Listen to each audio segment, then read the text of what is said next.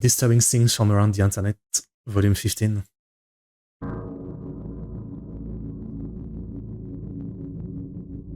feel like it's been a long time since he had an episode of that, no? Let me look, because he was doing like a lot of specific documentary, I think.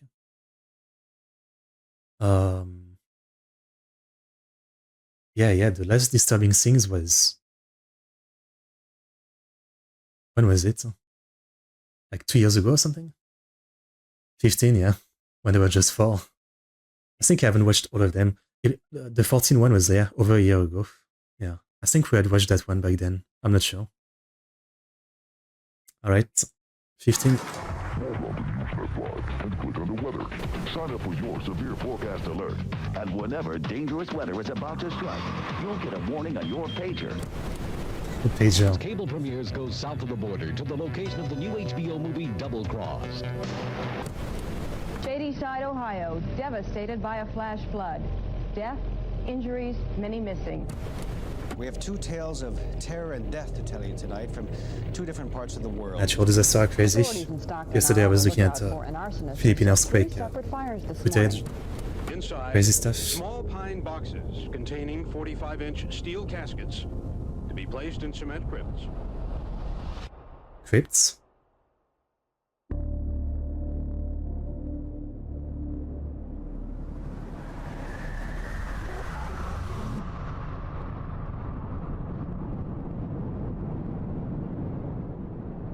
The World Wide Web.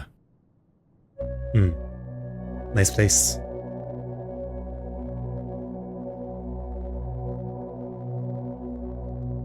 A void unquantifiable. An endless frontier full of wonder, discovery, and mystery. From 3D games engrossed in urban legends to some of the most disturbing archival insights into the human mind, the internet has it all. You just have to venture out a bit to find its dark side. Yeah. It is a good point. I mean, everybody always says, like, you have to go to the dark web to see some fucked up stuff, but that's not true. I think it's just that most people use always the same sites, right? So they have this idea of, like, that's the internet, but, you really don't need to go very far, And I'm not even talking about, like, going to 4chan or back in the day Live Leak or something. Like, it's really not rare to find some fucked up site by accident if you're going out of your way to, like, look for some random site. I mean, especially forums. I think forums, like, one thing that, most people don't really do these days is go to, like, forums that are not Reddit or 4chan, yeah? But there's a lot of, like, ultra niche forum, and there's always, like, some very fucked up, like, discussion and stuff going on. I can't remember the name, but I remember when I was young, like, 12 to 14, something like 2014, maybe. Like, I was new to, like, downloading, like, game crack and, crack game and stuff like that. And I would have always looked for, like, different sites because often, there would be, like, a site where you find a game, but there's no seeder, so you can't download it. And then I would go into, like, some of the comment section for some of those like, specific crack game sites, and some of the comment section had, like, some really insane people. Some of them were just, like, people trolling and, saying racial slur and stuff like that. But then I would read a bit of, like, some people's, like, paragraph long, absolutely insane and disgusting rants about, people, women, what they want to do to, like, other race or something.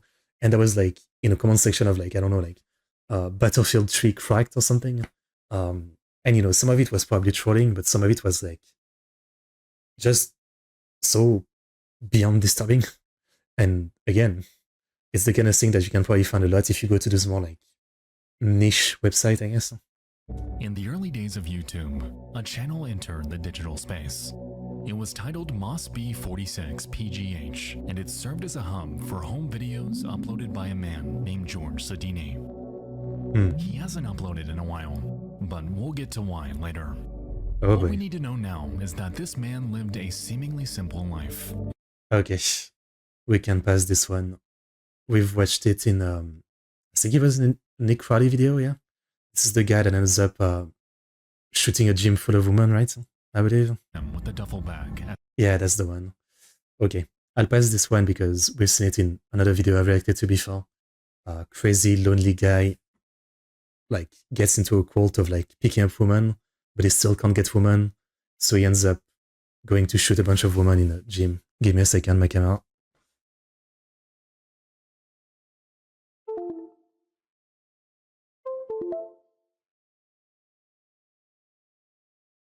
I guess there's some overlap between this kind of stuff. Not surprising, so let's go to the next case. 7:56 p.m.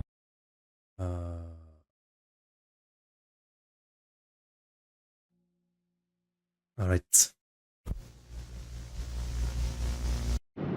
I'll pass the sponsor. But nice sponsor. Let's go to the next case. Devastating earthquakes can and do happen all over the world, but here in the United States, we can greatly reduce fatalities by being Another prepared. day in And paradise. that can start with understanding earthquakes themselves.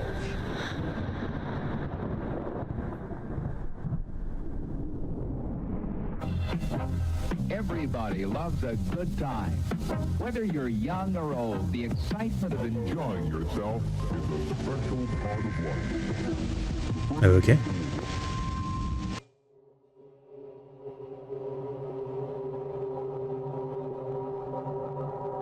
Amusement park. 89 October 17. It's a homeland rivalry. The Oakland A's are visiting the San Francisco Giants for Game 3 of the World Series, and the Baseball. crowd is, understandably, fired up. At the helm of the ABC Sports broadcast that day are sports commentators Al Michaels and Tim McCarver, and the pair open the day by going through stats and predictions for the upcoming game. For the entire opening sequence, everything seemed to be business as usual. That is, until they're met with an unexpected Earthquake during the game. Second base, so the Oakland A's take. I'll tell you what, we haven't heard of. Damn.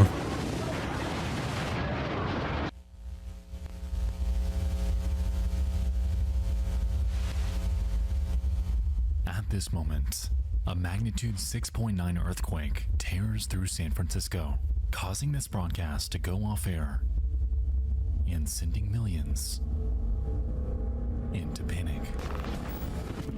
How the stadium was built for that. Okay, where's the leak coming from? Emergency center, what are you reporting? Regarding the earthquake, I'm wondering. Do you need police, fire, ambulance, sir? Emergency center, what are you reporting? A house on fire. What's on fire? What's on fire? A house. What's the address? No, we know this is the end of Comstockfield Road, which runs on the It seemed to come out of nowhere. No warning, no signs, not even a single indication that the lives of millions would be changed in an instant. 1 and 2. That day, the San Andreas Fault ruptured, causing a catastrophic earthquake. I was literally about to say, like, I was thinking about, isn't this the place of San Andreas? Because I remember, like, in a lot of 2000s disaster movie, they would often mention that, like, the San Andreas fault, as you called it. It did remind me of that, yeah. On TV, I remember watching a lot of movies that would be, like, disaster earthquake movies, and it would often be, like, yeah, this. Called Loma Prieta. It was evoked by the Pacific Plate pushing vertically up and northwestward for a length of 6 Usable winning feet tickets. at the epicenter. And while I think there was on multiple paper, movies, it yeah. doesn't sound like a massive number. I think one of them at The the rock. damage it left behind spanned in the range of billions. The Nimitz Freeway encountered a total collapse. The San Francisco Bay Bridge split before drivers' eyes, and shopping malls and housing complexes crumbled to ruin. Insane. We have an unofficial word, or it perhaps is official now. 7 people, we know 7 people have died in this crash, including the one, or in this quake rather, including the one when an old building south of Market collapsed on people in automobiles. And there is one other death too, perhaps one on the Bay Bridge when that section of it collapsed. But here trying to get people out of their homes, some injuries, perhaps just panic as well. And this, if it indeed is the big one that we've heard so much about, and people trying to do whatever they can to stop the fire, but part of the problem obviously is gas. Damn. On the Nimitz Freeway, there once stood a section of road called the Cypress Street Viaduct. It was a multi-level concourse, and when it was built, over 160,000 vehicles reportedly passed over it every single day. That's a lot. Because of this section of highway resulted in the most severe casualties in the entire city. 42 out of 63 Loma Prieta deaths happened here, seemingly out of nowhere. Without even a second to react that day, the upper deck collapsed downward, crushing the cars on the lower level, causing a myriad of crashes above them. And the scene it left behind, with people, lives, families, children being helplessly trapped in a predicament like this, is absolutely heartbreaking. Natural disasters are insane. It's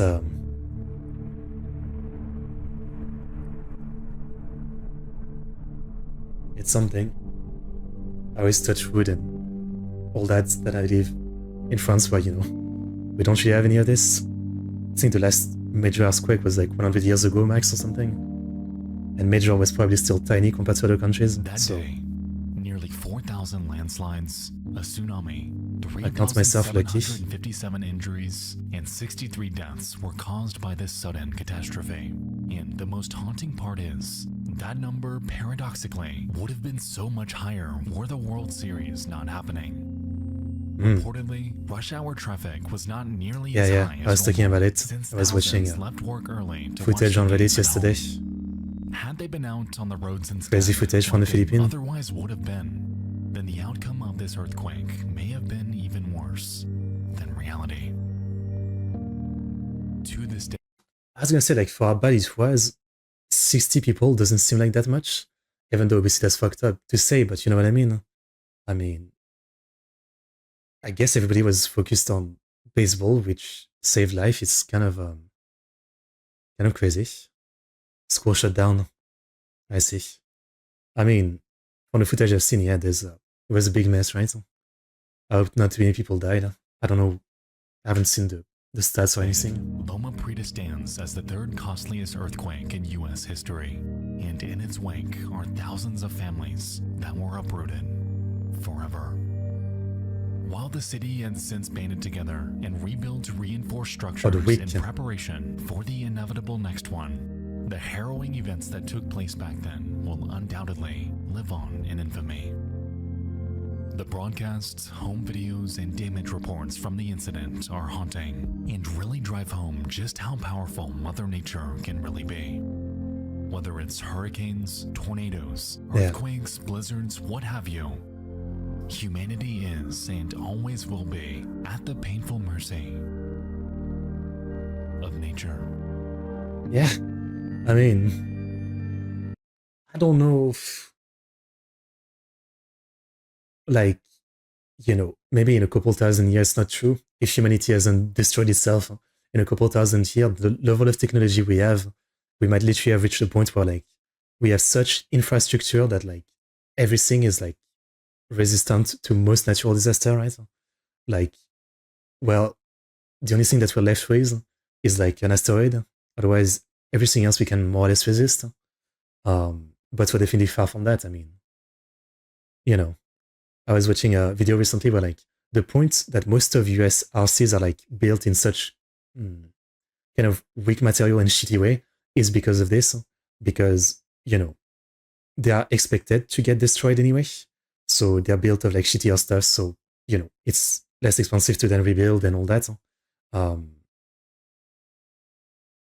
That's why you often see in tornado and stuff like that, the earth coming apart, it's just a bunch of pieces of wood, just assembled, I don't know, Legos or something.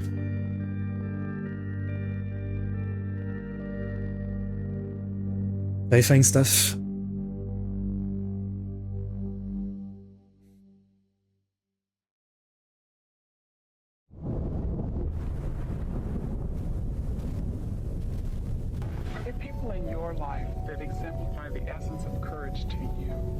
Everything is fine. You just need an extra push. Yeah, don't be afraid. It's gonna be okay. I think it's great. That sounds scary already. It's kind of voice changer. The night is unremarkable.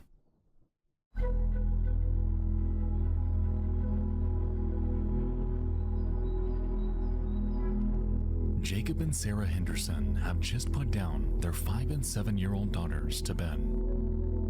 It's quiet. Time to wind down. A night like any other. The family has lived here, nestled in the small town of Maybank, Texas, for years, and while they overall seemed content, Jacob had begun noticing something off. Oh boy. 2017.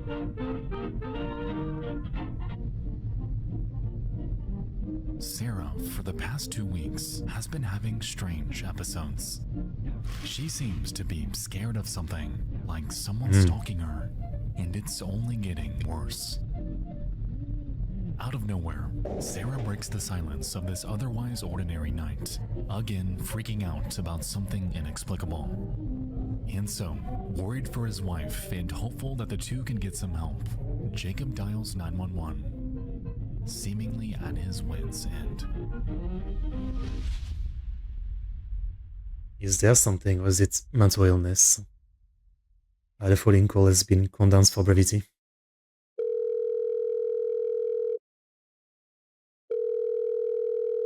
EMS, this is Patricia. Hey, yes, ma'am. I was wondering if I could get somebody to come out here and check my wife out. Okay, tell me exactly what's going on. My wife, she's like, I don't know, something's going on with her. Okay. Can you describe what's going on? The symptoms? Like she's freaking out like somebody's out to get her. Okay, give us just one moment. But she won't listen to me. You won't talk to me. Don't hang up. Stay on the line with me, okay? So, I'm good. I'm good. no, you're not. Yes, I'm okay. You're not good.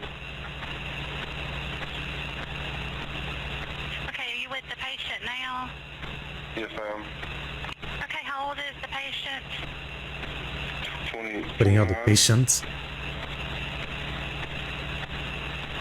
Is she awake? Okay, I promise. Yes, ma'am. Is she breathing? Yes, ma'am. She's saying she's alright now. She's saying she's fine now. Okay, we can still have them come out and check her out, okay? Okay, does she have a weapon? No, ma'am. Okay. Where is she right now? Right here in front of me. I'm sending the paramedics to help you now. Stay on the line. I'll tell you exactly what to do next. If it's safe to do so, observe her continuously. If it's safe to do so, protect her from herself. Okay. Okay, give me just a moment. It's also casual. Like I said, she says she's fine now. Okay, well, they're still on their way and they can check her out when they get there, okay? Okay. All right, thank you.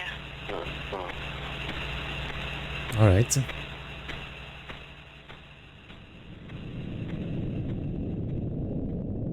Where's this going?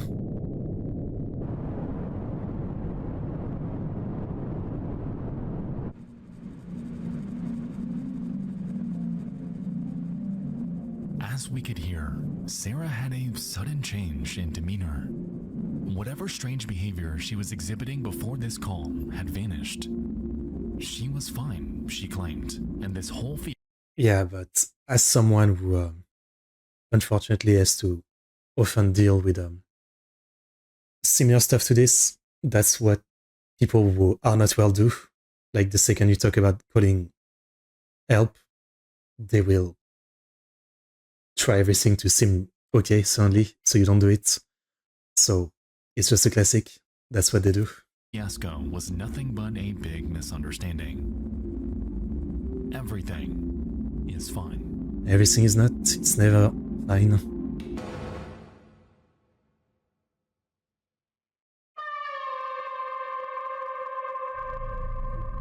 Hours later. Jacob jolts awake, and something is Wait, so wrong. the paramedic didn't come? His wife isn't next to him. They're screaming in the next room.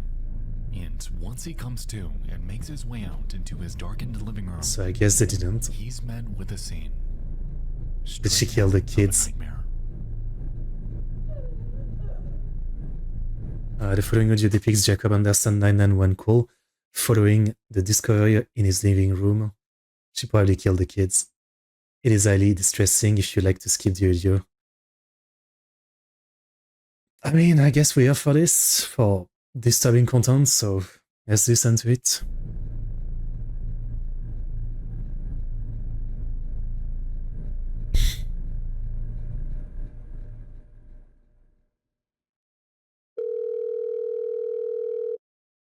Why did the paramedic not come, though? She said there was something. Henderson County 911. Yes. My wife just shot her kid. Okay, is this Jacob? Yes. Okay, what is your wife's name? She's trying to commit that now. She's trying to choke herself. Why do you keep grabbing your neck? What is her name, sir? Sarah Henderson. Sarah Henderson? Yes, ma'am. Okay. All right, and how old are the children? 7 and 5.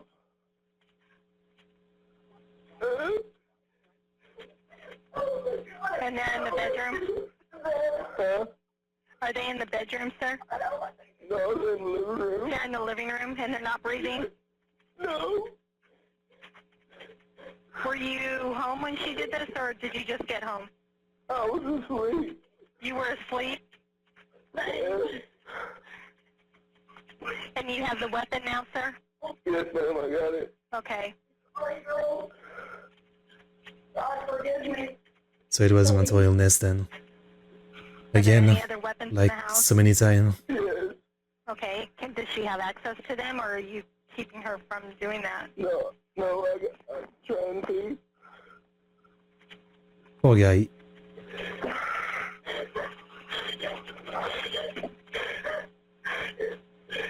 I don't want to say, You have help on the way out. I don't want to say poor guy too early, because then there's gonna be a twist that actually he wasn't a poor guy and he made her like this or something. You never know. But Okay, we have an ambulance headed that way, as well as officers, okay? Okay. Okay. Is there anything else you need to... No. Okay. Why did I do that, babe? I don't know. She's not trying to leave or anything, correct? What's going on here, Jay? Nothing's going on. That's why I tried telling me.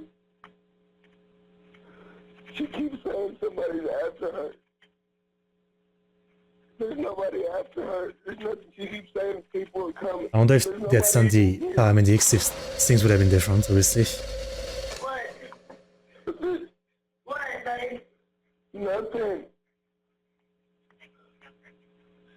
Nothing. I'm lost, babe. I'm still here, Jacob, okay? Yes. It's really hard Looks to like listen the to. officers may be pulling up right now. Do you see them outside? Jimmy's not here. Okay, well, I'll let you go now, okay, so you can open the door. Okay. Okay, bye-bye. Man.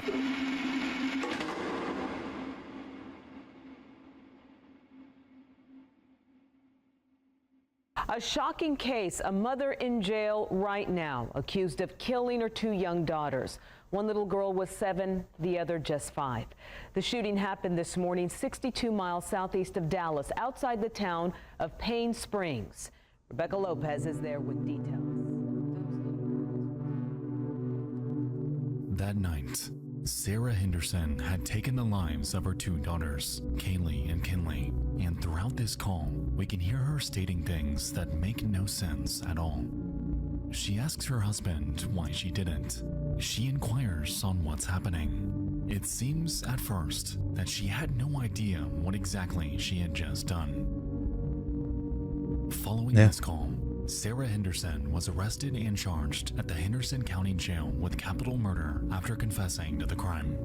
Because of her erratic behavior, she was placed on suicide watch. However, during her interrogation, she admitted something that gave authorities pause. It's unclear if she ever truly thought that someone was out to get her that night, because as it turned out, she admitted to having premeditated the entire thing. For 2 whole weeks, Sarah had planned to take the lives of her children. Children who were oblivious, who were going to school, playing outside, who had no idea that their lives would end on that fateful night. Why? Since this incident, Jacob Henderson has divorced Sarah, who remains locked away in prison. As it stands, she's Don't tell me there's no more info behind bars and has no possibility ever for parole. According to one of their family members, the loss of Kaylee and Kenley will forever pain them because things like this don't just go away. Well, yeah. These kids loved their mother and likely did until the moment she ripped their lives from them. Why? Is there context? A loss like this doesn't heal with time, they claimed. Our family is broken. Obviously.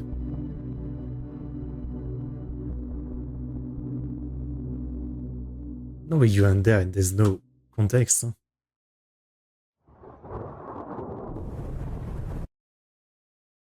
Okay. I mean, not to be that guy, but what's the point of including this case and ending it like this? Come on. You can't tell me there's no more context. Like, was there no trials with, like, any kind of explanation? Defense? Anything? Like, I don't get it. So for 2 weeks, she planned to kill her kid, so she was acting out that there was someone out to get her, like she was creating an alibi or something, but then she kills her kid herself and doesn't try to hide it? That still sounds like insanity to me. Alright, well, I guess there's no more info than that. I don't know. I mean, it's not the fault of the channel. Maybe there's no more info, but it's so unsatisfying when we don't even get like an explanation from the person who did it. I guess the side is sometime I get it, but man, that's so fucked. All I can say, just fucked. Yeah. What do you want to say outside of that? Fucked. Disturbing isn't a word strong enough.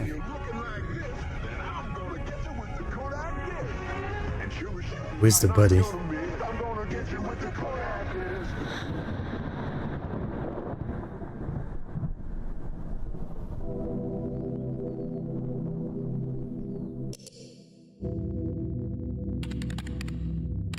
Reddit.com. Not Reddit. Where millions congregate. An expanse where you can find community surrounding just about any topic you can think of. Creepy games, things you can just barely remember, and even a place to investigate. Yeah. On the evening of December 9th, 2024, a post would grace the RBI2 subreddit. It comes from a Super Heat Ran 2, and it has a simple backstory. Terrifying film found at a thrift store. I found this film photo at my thrift store inside of an old Kodak carousel box.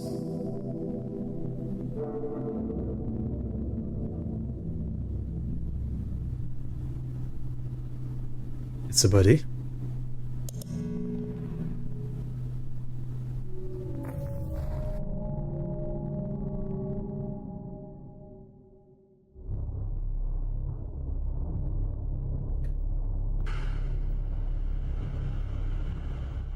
Alright, so before we continue, I'd like to state that the image accompanying this post is one of the eeriest, most disturbing, and most mysterious photos that I have ever seen. It's something that gave me pause the first time I saw it, because this can't be real, can it? You're gonna show it? I'm going it's to not have too... to censor it, okay. But I'm sure you'll get the idea.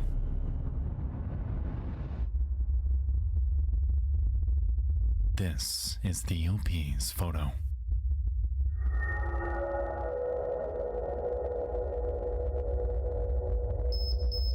Yeah. It's a body on a bed, I guess?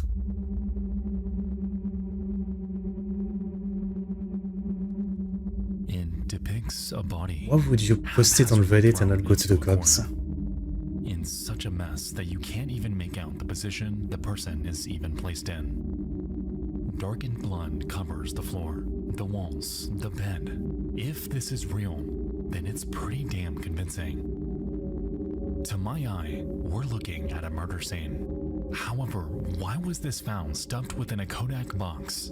And what the hell happened here?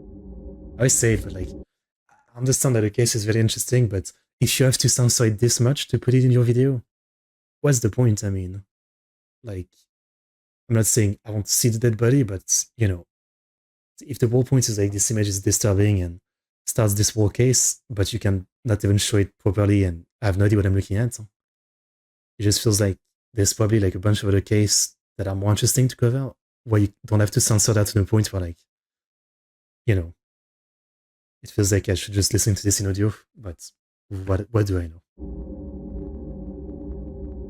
Hello everyone. Sorry, I'm on my phone. Here's what I did. When I saw the photo, I was curious and pointed into a contrast area to look at it, and my body jolted. I didn't buy the Kodak carousel. I just took the photo and went outside. I went to another store next door and called the non-emergency line, describing what I saw and that I felt like it was genuine. They told me they're sending an officer when available. They didn't have an ETA. I'm waiting in my car as of now. So you shouldn't post this on Reddit. Commenters were morbidly intrigued. It was unanimously agreed that calling the cops was the right call. However, some suggested for them to post it in various missing persons subreddits. If this were real, then it just might help in some unsolved case out there. Aside from a few, I imagine there must be so much stuff like that from like old, you know, the old camera that you have to develop the pictures like that.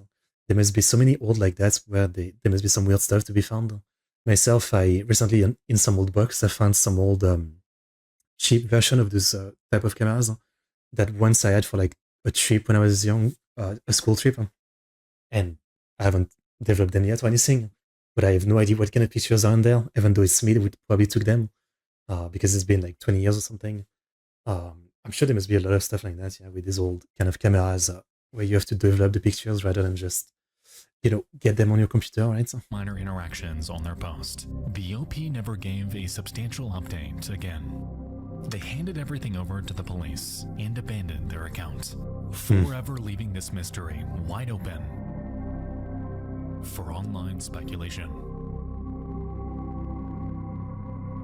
All right.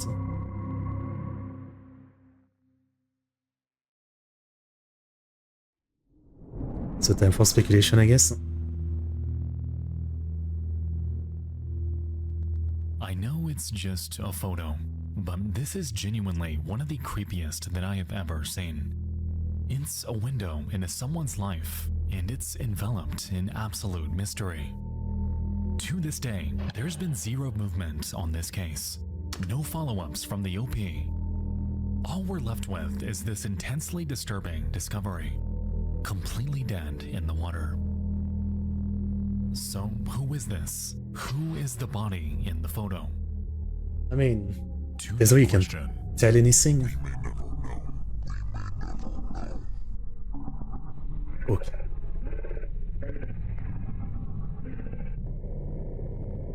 So what, that's the end of the segment? What else? Like, if there's nothing else, there's nothing else?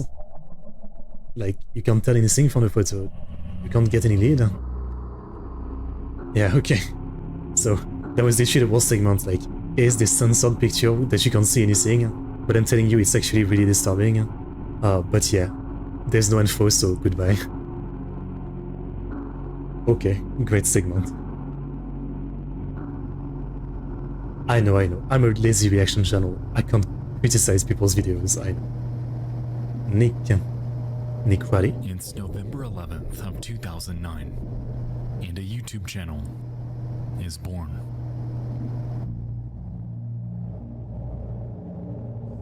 "16 years ago." It belonged to a 19-year-old man named Nick Stoutenberger, and it had a simple premise. Nick would upload a handful of seemingly random videos. A room tour, random skits, vlogs from his daily life. There I go, bolting off to answer the phone. Really bad with action poses, as you can tell. Maybe I should have put some action lines like whoosh, whoosh, whoosh, but... An artist. Interestingly, Nick was an eccentric character. He constantly went on record about how poor his living conditions were, much to his own doing. He would never brush his teeth. He would never shower. He hated his parents, and everything about his life seemed entirely parasitical. Morris. What? All right, I'm trying to film the cat. Morris. Throughout his videos, we would learn that Nick had a half-sister named Amber, someone who he'd play games and have stick fights with. And while it's a bit strange for someone his age to be having stick fights, it would pale in comparison to his online activity before and after this blip in his life. A blip.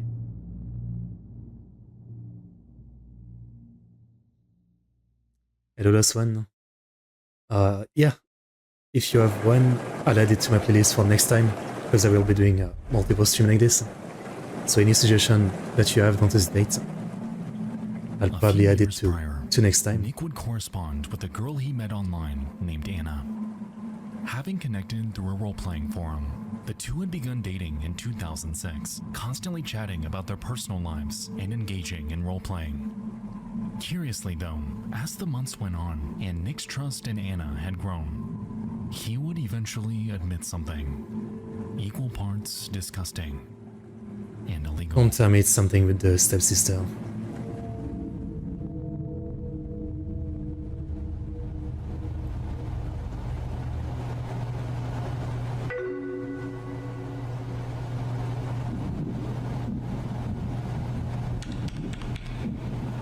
What is it, Nick? I'm getting excited.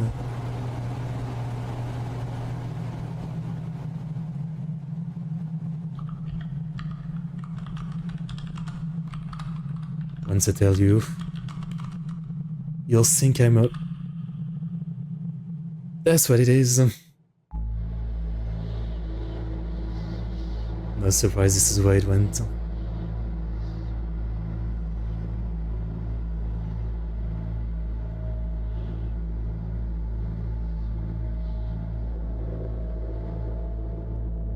You see, Nick had extremely depraved interests and a self-admitted attraction to children. I can't show you every message here. It was abuse we are going there. On this day, directly to Anna, he admitted to sexually assaulting his half-sister, Amber.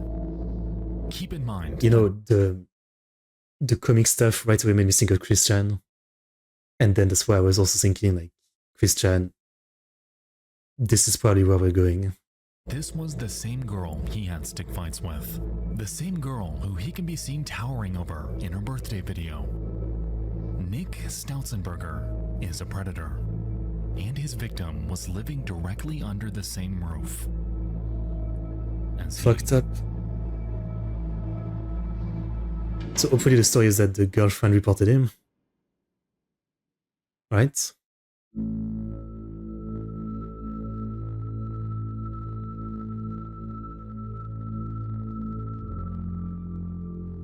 After this confession, word spread throughout Nick's circle fast. One by one, his girlfriend Anna and everyone acquainted with him would sever ties from him, and Anna would even hand this chat log to the police. Yet it would frustratingly lead nowhere. Okay. On his website, called Tales of the Nick, he would chronicle this chapter of his life, along with just about every other thought that's popped into his mind for years. And on a multitude of his journal entries, we can spot him expressing disdain for being Thanks for the suggestion, last one. by everyone that knew him. Even so, none of this bothered him more than being cut off by the one person that mattered to him most. And that was Anna. Nick would, over the next few years, begin to mention Anna more and more. In fact, he grew an eerie obsession over her, penning post after post about how she's his wife, how he's holding out hope that the two would get back together, and even going forth to create a blog dedicated Feels also like Christian and the Megan saga a little bit. specifically to her. Entirely fed up and at her wit's end, Anna would disparage Nick on her own blog in April of 2009, expressing Everyone her used to have their blog. creepiness that Nick is going to such intense lengths to dig up her personal information, and how he deserves to have been cut off by everyone online. Even so, Nick not once ever found anything wrong with his behavior. He found nothing wrong with his open attraction towards those that could never give consent. And he found absolutely nothing wrong with what he was doing to his So-called little fans sister think you're a creep. behind closed doors. Effectively, this little girl was trapped, and for a while, it seemed like no one How did the could cop do a nothing? single That's thing my question, as always. about it. Like in all those videos, with so many different circumstances and cases, often my question is like, how did the cops do nothing and let this happen? You know, some people did the right thing. They like reported things in advance and all that. And yet every time it leads to the same result of the cops only doing something once the worst has happened.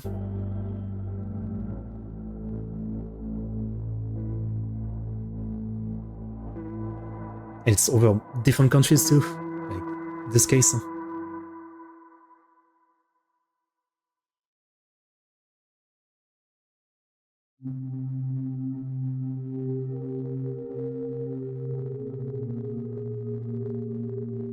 It wouldn't be until 2015 when authorities would finally give this case the attention it deserves. In Oh, April just of that 6 year, years, a report 7 was years. called in to the Manor Township Police about a sexual assault. Yet this time, it wouldn't be from Anna, What did I but say? rather from Amber, his half-sister. A girl victimized by Nick for nearly a decade had silently gathered evidence against him, and on April 30th, Nick Stautzenberger would be arrested on 3 counts of indecent assault of a child and 1 count of involuntary deviant intercourse with a child. Reportedly, the situation inside their home was so bad that the It's really like what I said earlier, like again, it's like the whatever cops or judge like looked at whatever evidence was sent to them and they were like, nah, it's not that big of a deal, let's not do anything about it. Like they should also be guilty in some way, right? I don't know. assaults You let came this back happen. to when this girl was only 6 years old. In 2016, Nick was convicted and sentenced to 16 and a half to 40 years in prison. That's Since random. then, he's appealed his sentencing twice, but was denied each time. Why not life? The complete and utter rot of one's childhood. That is the only way I can describe the situation that Amber found herself ensnared in. The mental and emotional torment that Nick Stautzenberger unleashed upon her life had I wish some decimated what was parents are part supposed to of be this. her formative Like, years. you can't tell me whoever was living in that house had no idea, like, you know, the parents are probably also part of this. And for the rest of her Part of the life, guilt. she'll have to carry this weight with her. Innocent until proven guilty in the West and the opposite in Japan. Yeah. But the problem with Japan is, again, yeah, they have like at least 90% conviction, right? So they send an insane amount of people innocent to jail. So yeah. I mean, I know there's no perfect system in the world, right? But I wonder if there's any country that's like, it at least feels like half of the time they do the right thing.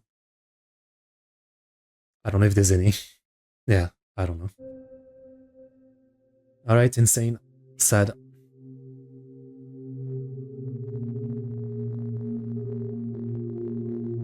To comply with your guideline, many details had to be omitted. Well, I don't know if I want the detail, I get the point. Yeah. Like, this is one case where I'm, like, fine with not getting the details, obviously. Eligible for parole in 2031, like, again, is justice even done? Like, if you let him out, what do you think he's gonna do? He will be 41 years old. I don't know.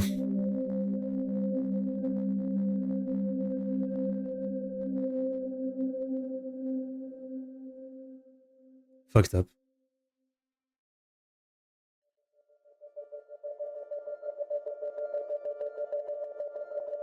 The World Wide Web is vast, and within its darkest corners awaits some of the most unnerving content out there.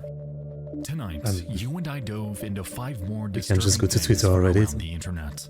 I hope you all enjoyed this, and if you have any topic submissions, feel free to send them over to my new inbox at... Enjoy is always like, I don't know if that's how I want to say it, but yes, it was interesting, I guess. Good video. It had been an eternity since I've watched a disturbing thing from Nexpo. I mean, didn't post one for like over a year, so yeah. But yeah, some interesting case, some very sad case, some very fucked up case. It's kind of hard to watch, no doubt. But some of them are definitely pretty interesting. I can't deny that. Funky Gorton, okay. I'll add this to my playlist for next time, maybe. Where is it? I've got my playlist somewhere. This one.